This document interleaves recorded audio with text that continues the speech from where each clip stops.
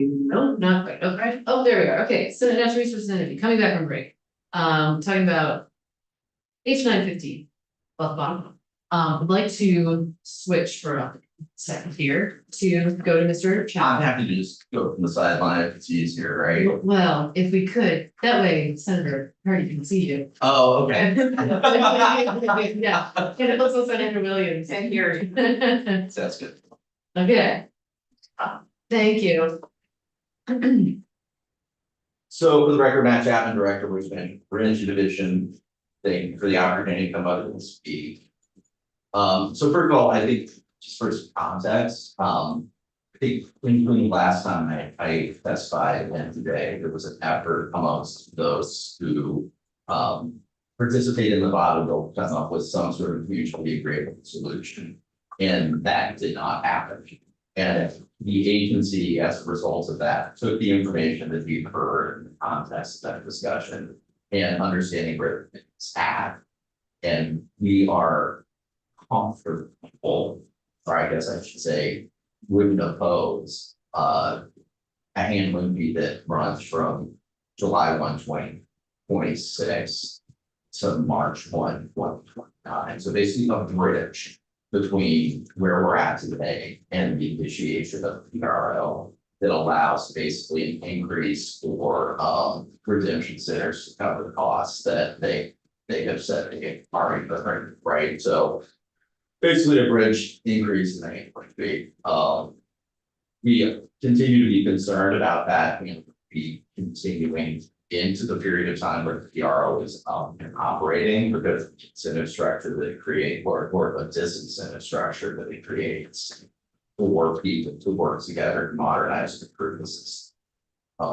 And so we think that if you, we're certainly comfortable with, again, I think a menu of side boards or guardrails that the committee has talked about, ranging from the report that's proposed with a deadline of January 1, giving us some time to you to change your mind if things aren't going the way you want it to do, to mandate that the agency initiate rulemaking if we determine that the compensation levels are unfair and give us the authority that, well, mandate that we set a handling fee of not less than 4.5 cents. So there are, I think, a number of different guardrails that we're willing to put out there if bad behavior takes place.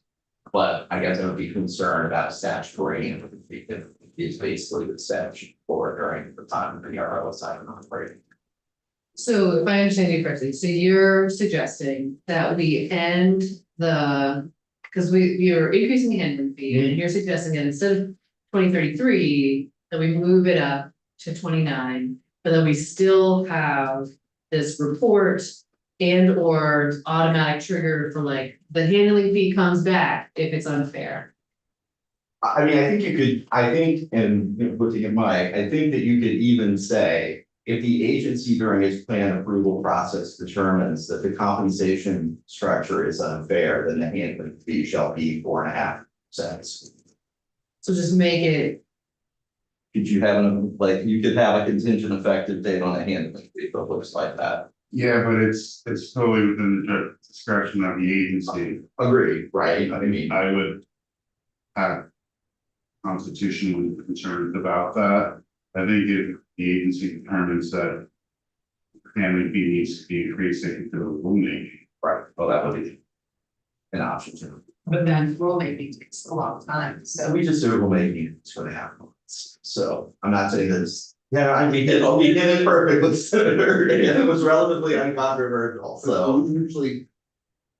We usually have agencies increasing fees or decreasing fees, changing fees. No, Rulemaking? Not.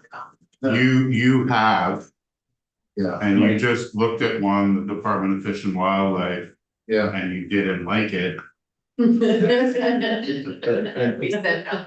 little bit.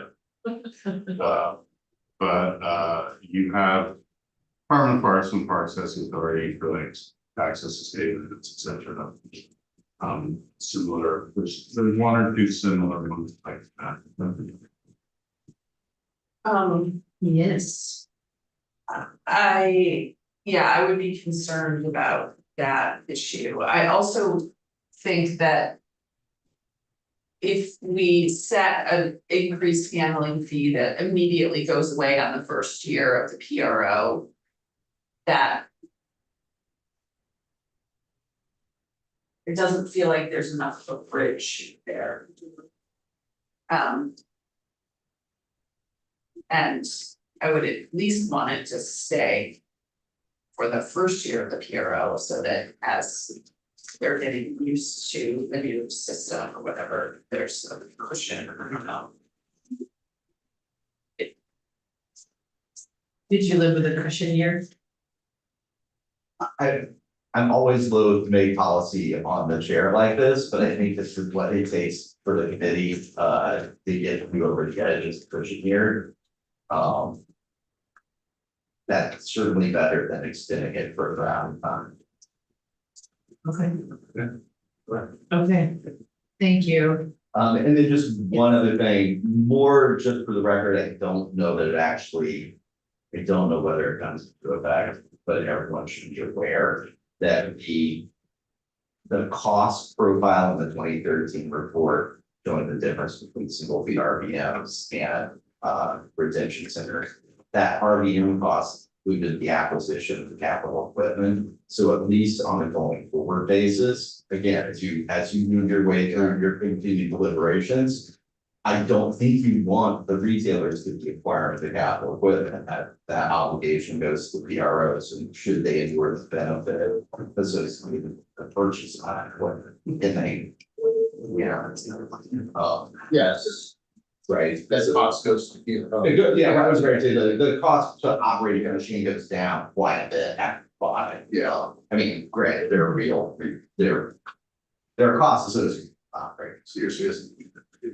It's gonna be well below, it's gonna be well below 4.5 even, so if you kept it, I think you had it at 3.5. Again, I think if that's I flag it only frankly, because if you take the approach that I'm putting out there, I don't know.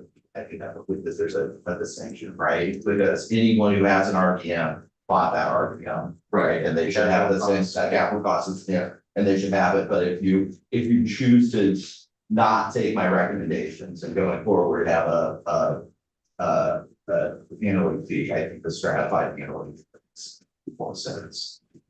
Wait, so just to be clear, if we go with the time limited increase in the handling fee, I don't think it matters, And you don't because I think at the end of the day, if I'm Hannaford's, I bought that RPM. right, PRO didn't exist, so any costs are those costs are my costs, right? As opposed to going forward, that cost variable will change. right. Okay, that makes sense. So. So we're gonna keep it at Even if you combined. combined, and I think that makes sense, but again, it's more like if you just for Moving, the committee's policy considerations. Okay. okay. So I just wanna make sure I understand what we're doing here. So if we're essentially going with the construct that is in the current draft, except for moving the date for when the 4.5 cents goes away. You may want to change the report some as well. Yeah, I think it's a report. Well, right now, the handling fee goes until 2020. 2033. So that would be brought back, To 2030, right? and in 29, we're looking for a report. But the report, the PRO won't have been implemented at all. Right. Frankly, so you won't be able to say whether the system is modernized in the PRO or Mhm. whether there have been compensation agreements or sufficiency of compensation agreements. Well, the plan will have been submitted and approved and implemented. And in the plan, they have to describe what constitutes fair compensation. So at least the architecture for what constitutes fair compensation needs to be included. And I assume there'll be some degree of, I mean, there will be activity taking place in negotiations, whether that be one-offs or a more global set. And I guess the other thing I would just flag based on prior testimony before the committee, if there is a desire to, and I've not talked to Mike about this, allow retention centers to negotiate as a PAX, I think there probably needs to be something to authorize that collusive behavior. It's in there. Is it in there? Okay. Because it allows redemption center versus redemption centers to negotiate the negotiation. Does it need to be included in the antitrust exemption? We could probably do that. Yeah, that makes sense. So this report is now in 2032. Do we want to keep it at 2032? I think we would move it, so I'm wondering if. Because the date that the PRO is stood up, is in place, is that July of 29? So could we have No, March. March of 29? So theoretically, could we have a report by January 1st of 2030? That way we still have that legislative session. Yes. I realize that's very short. But yes, So remember, one of the parts of the report that's in the draft you have in front of you, the 2032 report, that had been in the plan. And the PRO is gonna provide that information. I say move that back into the plan. Move that in 2.5 years after implementation of the plan, the PRO reports about the adequacy of compensation. The question then becomes, what do you want Matt to report on? Ray and our report in 2030. sorry, what are we moving back into the plan? There was already a report under the plans for the PRO to report on the adequacy of compensation. So well, certainly we'd want to know whether or not the agency agrees that this is fair compensation. And we want a lot of feedback, I think, going into that report from redemption centers. And I think it would still, if we're looking at January 1st of 2030, I think we're also interested in our negotiations starting. Are they happening?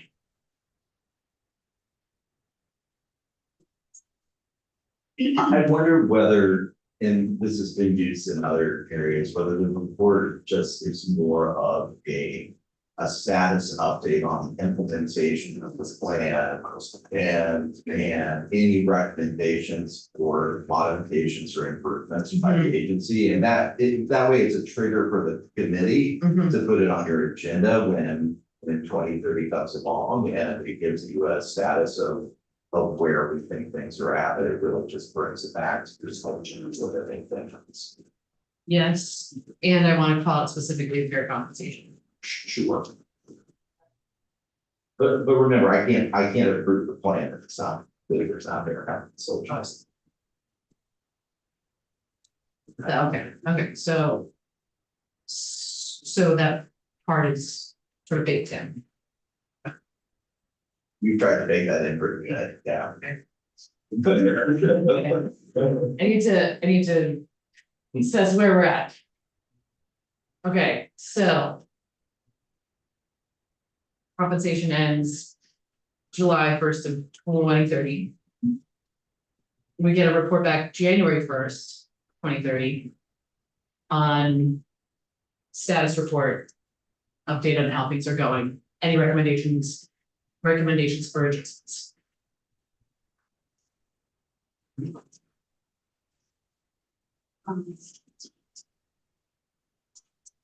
But if the compensation ends on July 1st of 2030. Yeah.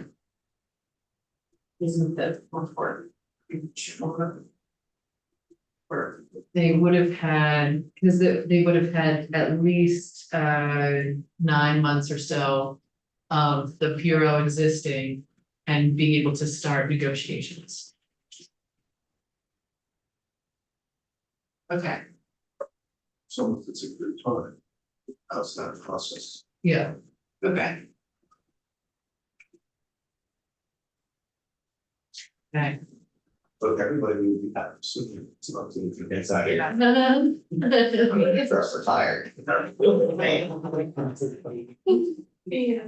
Who knows? You have to hang out for a while. Right. Let's see, it's true. Okay. Are we feeling clear? Yeah. Okay.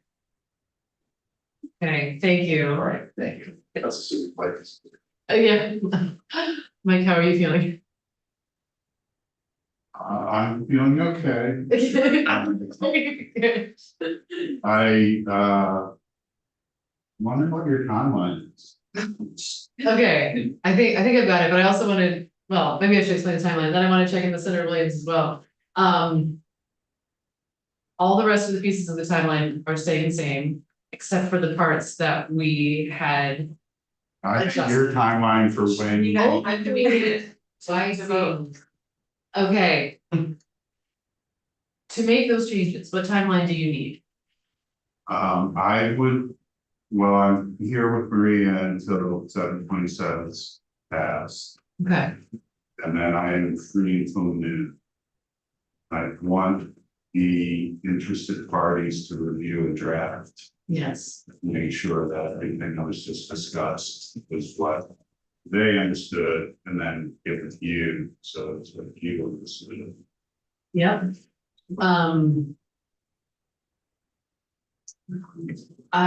Yeah, so we have to be done by 11. Okay. 11:30. Oh, it's 11:30. Yes, okay. Do you think we can have a draft review by 11? Yeah, if I can get out of here on 7/27 quickly. We need to do 7. Let's do 7. Let's do 7. Parts first. Yeah. Sure. Well, your part first, 'cause I think you have the trickiest part. 7/27 as well. Okay. Okay.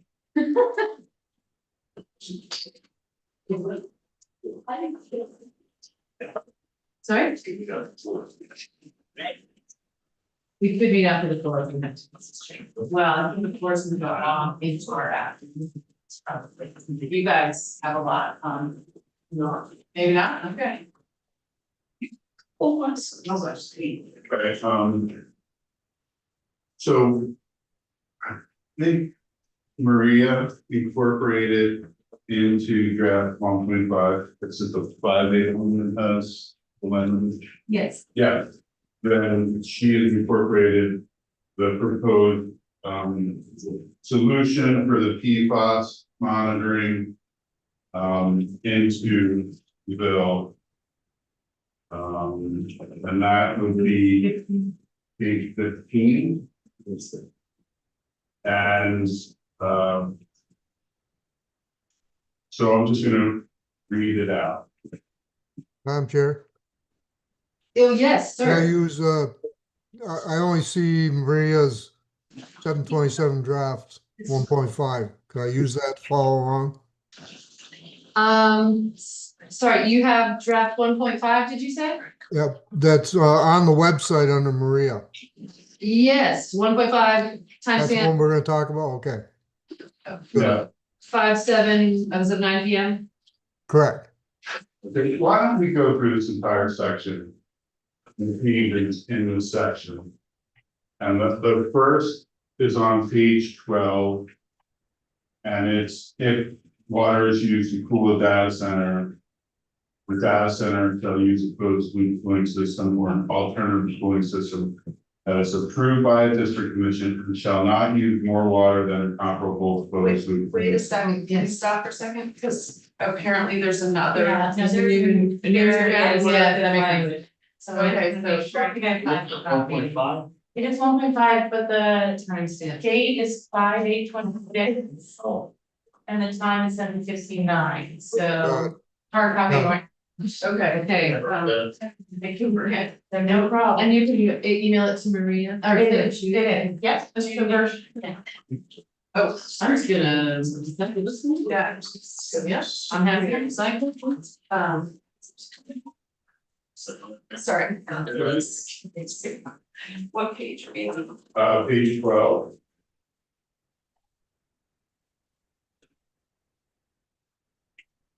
And line 16.21.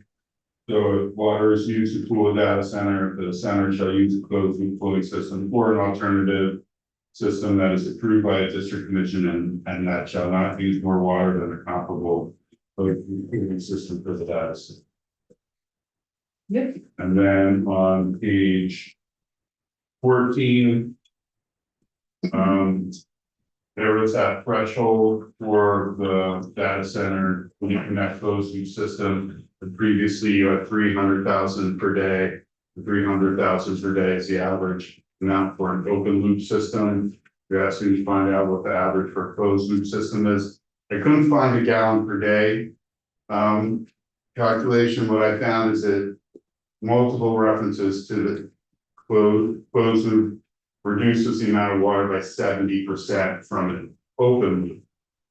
So, and up to 70%. So in communications with the chair and Senator Barnhart, I said, why don't you split the difference and say 150,000 gallons per day for that closed loop system.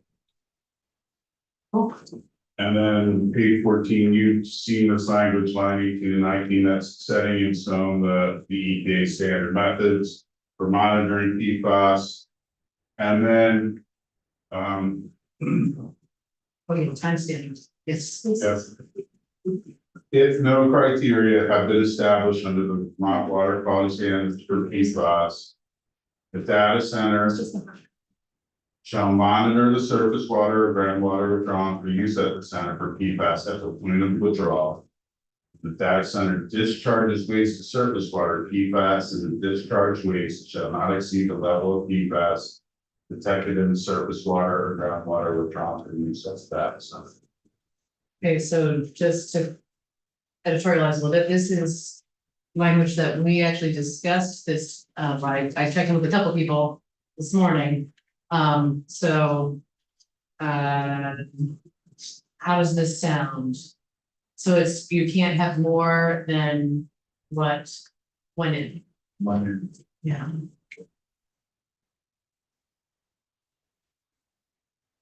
So you're for monitoring background. Yeah. Yeah, That's, yes, go ahead. Thank you. I'll just for association. Well, I would just observe, you're effectively back to the original House passed version of the bill as far as you would shut down the facility. If there's additional PFAS, regardless of whether or not that was under control, I think that there was an additional. Phil, can you speak a little louder and Sure. trouble? Yeah. So this is any additional PFAS basically be prohibited, regardless of the fact that of where the source of that PFAS was. Which, you know, it's also a matter because someone maybe don't support. That's just to be clear that we're back to that original comment. Well, it's not quite what, without Essentially, where it would, you know, regardless of where it comes from, because we're saying, what is the baseline right, incoming, and then, oh, this is what's attributable to the plant. right, but you don't know if that PFAS might be from stormwater runoff, also waste type of thing. I mean, unless someone, correct me if I'm wrong, I believe it's a pretty wide basket of where that PFAS is. I think we're just looking at water in and water out, not necessarily like what's coming out. the You're pipe. right, so say you're taking in water, you're monitoring that's level X, but the wastewater that you're monitoring going out. May not come just from that source, maybe from other sources, yeah. You're using closed loop system, but closed loop systems do have over time the need for replacement of water, and there may be discharge. Mhm. So they will need a permit for that discharge, and these systems may be using PFAS, or the entire system might have some source of PFAS in. Mhm. Yes, go ahead. So I'm just confused, because I think the intention here is if your water's going in, sorry, Bill, you're behind me, so. Water's going into the factory, or data center. Mhm. We're monitoring it before it goes in to see what the level of PFAS is. Mhm. If there's some certain level of PFAS, we're just saying when the water comes out, it can't be more than when it went in. And so that anything in between that happens is as a result of that data center's use of the water. Not necessarily, so my understanding of how just waste, water discharge is defined, it's any waste discharge of water, so that could be water, again, just to use as an example. Runoff from the parking lot. How this discharge was. So perhaps, and it's okay, so could we? And I appreciate the intent, Yeah, no, the practical reality. it's okay, we're workshopping it, so Yeah, if, So I think surface stormwater would only come into play if you were somehow mixing your stormwater with your direct discharge Yeah. wastewater. well, but. I don't know how often that's the case. well, so perhaps we could call that out specifically, that we're talking about the discharge just from the cooling system. Sure, so absolutely, that's the intent. Now, I'm not a cooling system engineer, so I don't know how practical that is to isolate that source, but certainly I appreciate that intent. I don't know, Matt ran off, but I don't know how enforceable that is, but I mean, if certainly that's the direction you guys want to go, that's much. Would be happy to kind of work on it, I still know, I don't know how you can work that. Proud. I would say water withdrawn for purposes of operating or administering a cooling system. And then the water discharge from that cooling system. Yeah, we're trying to isolate it to the Yeah. process. Yeah. Madam Chair, Oh, Yeah. yes, sir. we all seem to be fixated on PFAS. I mean, is there any other PCBs, PFOAs, anything that could be a byproduct of this data center that we wouldn't want discharged also? So if there's a criteria for it, then the water quality standards would require the permit to meet that criteria, that standard.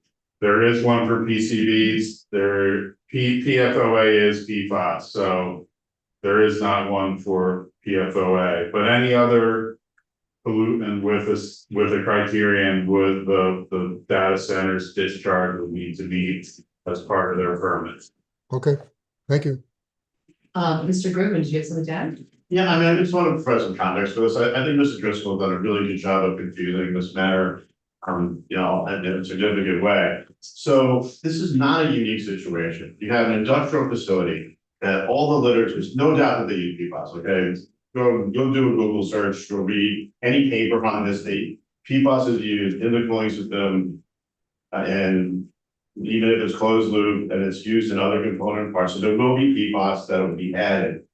What we're talking about is treating the industrial effluent.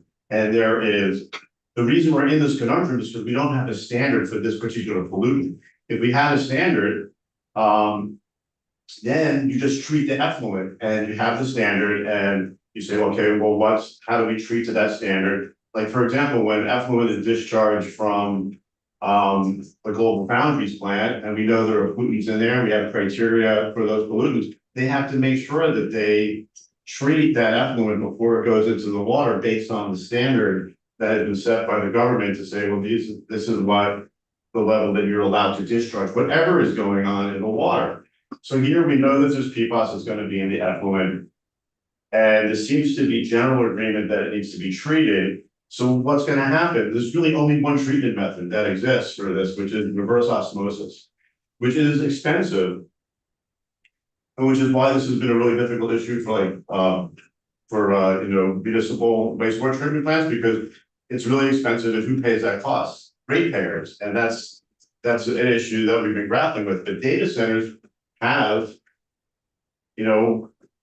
a lot of resources, and they're going to be able to afford this treatment method. And so whatever the standard that you choose, whether it's over whatever, I think you're creating a lot of hoops here. You're going to require the monitoring of what's in the receiving water, and then you're going to set the standard based on that. And then you're going to say to the data center, well, you have to treat it. You're going to choose reverse osmosis, because that's really the only effective treatment. So I think it would actually be simpler to do what was recommended yesterday, and to set the standard at the reporting limits until A&R adopts the standard. And then they'll have to treat to it. It's going to save the data centers actually a step and a lot of argument about like what is the standard based on what how much PFAS is in the receiving water. And they're gonna basically install the same treatment no matter what, because it's the only one that really works, which is reverse osmosis. So I mean, I just think that we're making this more complicated than it needs to be. And in the House, we had this discussion. And that's kind of where the House got to. It's like, well, they could put in reverse osmosis. And so what they did was they just prohibited it, right? They said, we prohibit the discharge of PFAS. That's what the House bill said. And what the result was gonna be, the data centers were gonna have to implement that treatment technology. What we talked about yesterday would be the reporting levels, like they range from like between 2 and so up to like 14 parts per trillion, but they still have to use reverse osmosis. And now we'd just be saying, well, we'll do a grab sample from the water, the receiving water, we'll see what's in there. And that'll be the standard, but they're still gonna use the same treatment technology, so. So regardless, they're gonna have to pay for the treatment. Yeah, they're gonna have to So- put in basically the same type of treatment technology. As long as it gets treated, I mean, from my point of view, that's the point. We just wanna make sure that they're treating the PFAS that they're adding, and they will be adding PFAS. And I don't think they'll be mixing it with stormwater, because that's really when you have, you know, the combined system that you've heard about, like it's municipal storm sewers, and there'll be an industrial facility, they'll have a multi-sector general permit for stormwater under the Clean Water Act, which doesn't require sending stormwater to a waste treatment facility on site. It requires a bunch of practices that you have to implement to make sure when the stormwater runs off the parking lot. So I don't think that really, I think that's a red herring. I don't know, I just think that we're making this more complicated than Thank it you. needs to be. There's an effect. But I mean, if the expectation is that the data center is going to treat the water for whatever PFAS was introduced, or whether it was or not, you have to know the baseline, or else you're asking them to treat all the PFAS that came out of the water. You only know, you just need to know the standard. It's like, we don't do a baseline like for phosphorus. We say there's a limit, 0.8 milligrams per liter, no matter how much phosphorus is in the section of the Winooski River that's coming out. So it doesn't really matter what's in there. Doesn't matter. So let's go You're asking them to treat the environment. Yeah, let's go to Pretty next. definitely. What, I mean, we could add, oh, maybe it's already in here. Yes, sorry, I was gonna suggest that it's already in here, is that if, essentially until a standard has been developed, we do it this way. But I think that's it's kind of in there already. So I might be going off leash here, but you have time. A data center is not going to be established in the next 6 months. And a surface water withdrawal permit is probably not going to be available until early weeks to start. So would it make sense for you to request an A&R report back to you in December with recommended? Sounds like a lovely. When there is no standard or criterion for PFAS under the water quality standards, how should a discharge of PFAS be determined? What should the standard for the discharge of PFAS on the data center be? I appreciate that. I like the idea of getting a report back to because I also feel like that might get some motion going on PFAS just in general, especially as a part of the Vermont water quality standards. And I feel like we need a default. And so question is, what should the default be? And Senator Beck, I'm looking at you. What I'm thinking is adjusting this to be like, keep the monitoring on the way in, keep the monitoring on the way out, and that we're looking, and we could make it specific to, I am fine for now with saying we're just talking about the cooling. I mean, unless there's a way to capture like industrial effluents generally. But language that you suggested earlier that I thought for. Oh, right, with a withdrawal from groundwater surface water purposes of implementing or operating the system that does. Yeah, and so that's specific to the coolers. Yeah. Senator Beck, what do you think? That's. No, man, I'm just trying to avoid, again, it's just the point is that why should that center be treated, having to do remediation for water that arrives to them with. Well, I think that's there. Okay, so you're okay with the construct that Mr. Grady was suggesting So we stick with that and ask them for. and ask for a report? Okay, I'm seeing nods from Senator Williams. Yep. Okay, great. Thank you. Okay. So we'll look for that in a new, yet another new draft. There, Sorry, guys. I got it up, Bill. Yeah, okay, we'll let you go then. Okay, thank you. Okay, and so we're gonna go down to Royal for the rest of the bill. Okay, thank you. So update the draft. Okay. Welcome. My name is Royal, Legislative Council. Okay, so we'll start from the beginning, and just go through all the changes, which hopefully reflect. Do you want it? Yes, okay. Okay, so first one on page 1, line 17. Replacing the word unwarranted with additional. So protecting ratepayers from additional costs. Excellent. And then on page 2, line 16, this is under the definition of facility. With respect to facilities on multiple non-adjacent sites, there was a recommendation to strike the words interconnected utilities. Yes. Okay, we're good, great. Super. Thank you. Also on page 2, line 20, striking the word mitigating and replacing it with precluding the risk of financial exposure. Line 21, just striking distribution. The term electric company is already defined as retail, which are the use. Okay.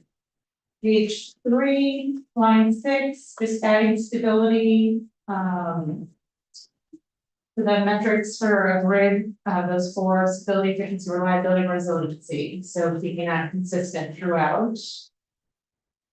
Also on page 3, with respect on line 12, 13, with respect to the duration of the contract, I think you wanted to specify that it shall be for a minimum of 10 years. And then I think you also asked for a periodic review, which will come in a later subsection. But before we get to that, at the bottom of page 3, line 20, replacing the word mitigate with prevent. Great. Page 4, line 6 and 7, relating to load shedding. The proposal is to just say that the contract term shall address load curtailment procedures and priorities during grid emergencies. So not prescriptive in any way, but we'll contemplate what that process will look like. Is that? Yep. That'd be great. Wait, I'm sorry. Page 4. yeah, no, I'm just trying to compare it to my other draft, notes. The original language, oh, you're looking for your notes, okay. Yeah. But this was rough. We're not right there yet. Yeah, so we are talking for. Yeah, I'm sorry, no problem, so it's subdivision 8, line 6 and 7. Okay. So this was the issue. We had to do it, I said, line and develop. Right, okay. FERC required load shedding plans and not wanting to interfere with those requirements.